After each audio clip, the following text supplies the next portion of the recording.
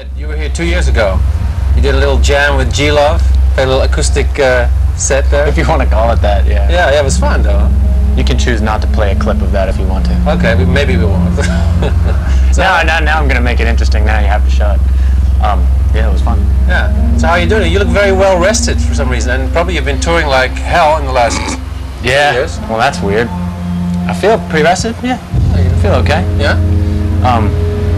We just flew from Australia to Germany. It took 30 hours, but it was weird. I think we somehow came, revolution-wise in the world, and our biological clock somehow caught up. It was strange. It wasn't like we weren't as tired as we thought we'd be. Okay. So can you relate to some of the bands playing here at Pink Pop this year?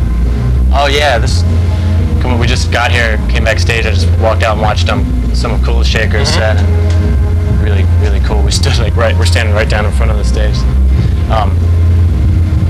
And I really like Counting Crows, so I'm happy that they're here. Yeah, you're sort of in this. I mean, you both have this sort of melancholic rock in a way.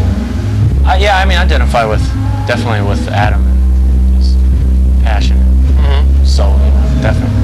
And then we had earlier on today we had Eels here, who was telling the singer E, from the band. Do you know them? I've heard of the single. Yeah, I like them. Yeah, they're cool. Yeah.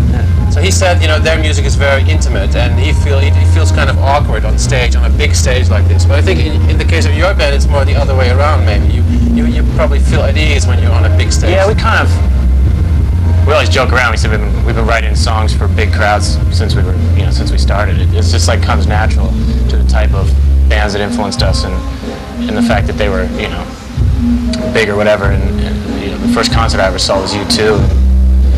A stadium, so that was the impetus for me wanting to be in a band. Oh yeah, really? So it was kind of like having to, just being influenced by that kind of music.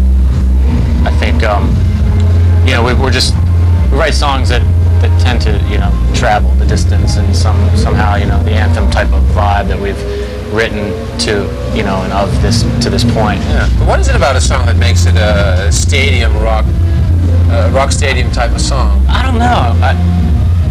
It's I guess it's a paradox in a way, because it's kind of, the more intimate the song, the more universal, the song's lyrics or whatever, the more people tend to more quickly identify with it. And when you put a bunch of people together and they're all emotionally into it, it just happens, it's some kind of kinetic thing. I don't know how to explain it really. Okay, let me translate briefly. Hij vertelt dat hun nummers zich altijd al van het begin dat hij is begonnen met schrijven goed geleend hebben voor een groot publiek. En dat in tegenstelling bijvoorbeeld tot een band als Eels, die juist hele intieme, kwetsbare liedjes maken. En hun liedjes lenen zich heel goed voor een stadionconcert. En zijn een van zijn eerste bands waar hij eigenlijk bij dacht van ik wil in een band gaan zitten, was bijvoorbeeld U2. En die maken ook dat soort, een beetje grote nummers. Wat het precies is aan zo'n nummer, weet hij zelf ook niet. You've been under a lot of pressure, and because band's been selling a lot of records and all that, and I saw you 2 years ago touring the States, and already then I saw the pressure building on the band, and I think that you found a way to deal with it is through the help of a guru. Is that correct? Yeah. Well, about a year ago, during the writing of Secret Samadhi, I've been kind of interested in spirituality since I was about 18 or 19. Just kind of a seeker's mentality about it. I sat with Zen Buddhists and was really into the teacher philosopher Krishnamurti for a long time, and but hadn't really done too much of any kind of studying or anything like that for a while. Throughout the whole Throwing Copper era of the band, it was kind of hard to get focused that way. But about a year ago, I came across Adidas Samraj and a book called The Method of the Siddhas. It was right in the midst of writing this record, and it was just such a breakthrough spiritual experience reading this book in my life that I became a devotee of his. Formally about 4 months ago. Yeah. What was it about his teachings that appealed so much to you? It's just the clarity, the immense clarity of a being like him, being enlightened, completely one with the full spiritual potential of a parent human being, and elucidating all the great truths about all the great religious traditions of all, you know, that we've inherited as a species, and just completely bringing them to life in a really. He's also born in the West, so American born. So in that, he's also able to really deeply communicate to people who grew up in the, grown up in the West, and rather as opposed to a great saint in India, you know, having that kind of cultural background in common. So it was just a combination of that. Was just a leveling of all my, you know, preconceived notions about a lot of things, and it was just, you know, a breakthrough. Let me translate. Hij vertelde dat hij vorig jaar tijdens de opname voor de laatste CD opeens het boek las van een Indiaanse leermeester. Ja. En heel erg geholpen werd, juist onder de druk waar hij voortdurend onder moest werken, geholpen werd door de teachings, door de lessen van die leermeester. What was his name again? Sorry? Adida Samraj. So Adida for short. I didn't feel you gave a concrete answer to my question. How it really helped you as a singer from a rock band. What it was about? Well, I don't know, as a singer from a rock band, how it, in particular, yet. I mean, that's still unfolding as I become more and more of a, you know, as I learn more and more, and becomes deeper, and practice develops. So that'll remain to be seen how it translates into that, into the art that we do. I'm sure it will, because we've, you know, we come from the heart. So whatever happens in our own lives, you know, is what we write about. So, but are you a Buddhist now? No, I'm practicing the way that he has developed, called the Way of the Heart, which is has Buddhist correlates, and also the Advaita Vedanta and the high Hindu esoteric